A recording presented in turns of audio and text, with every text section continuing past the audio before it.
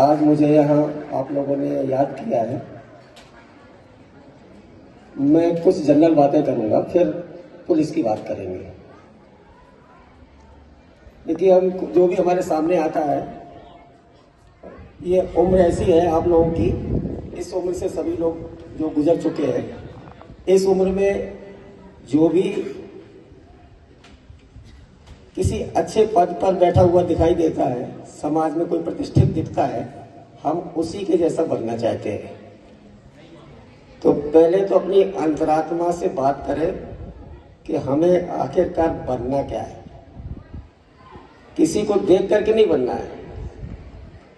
प्रत्येक व्यक्ति का जन्म के अनुसार अलग अलग स्वभाव होता है, अलग अलग उसका परिवेश होता है जिसमें उसका लालन पालन होता है।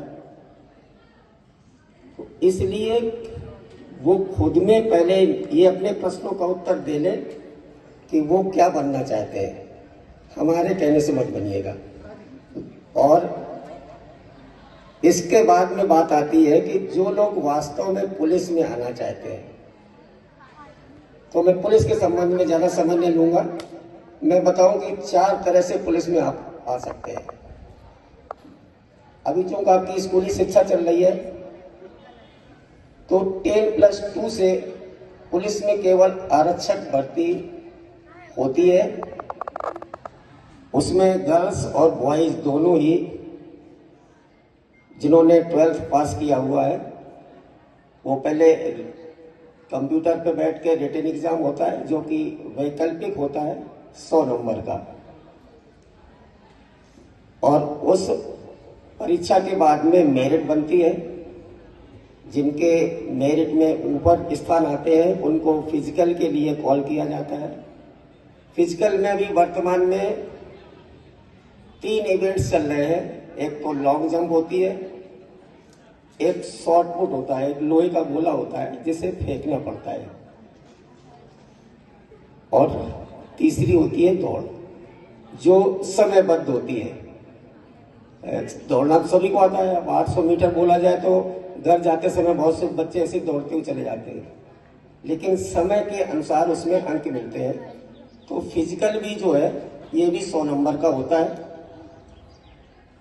और उसके बाद में इंटरव्यू होता है, और तीनों को मिला करके समग्र रूप से जो वरीयता सूची बनाई जाती है, उनमें जिनका चयन होता है वो पुलिस के आरक्षक पद के लिए चयनित हो जाते हैं। अब क्यों पुलिस का काम तो है अपराधियों के साथ में धरपकड़ करना, तो शारीरिक सौष्ठव पर इस पर विशेष ध्यान दिया जाता है। तो गर्ल्स और बॉयज के लिए इसमें एक तो ऊंचाई का महत्व है।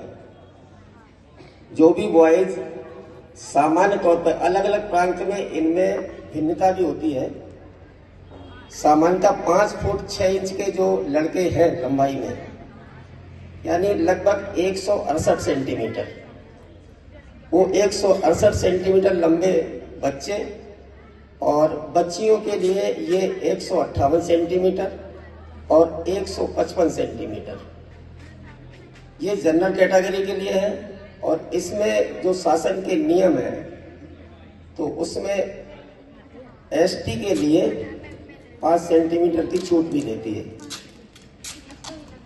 तो वो जो इन चीज़ों को पूरा करते हैं वो इस परीक्षा में सम्मिलित हो सकते हैं।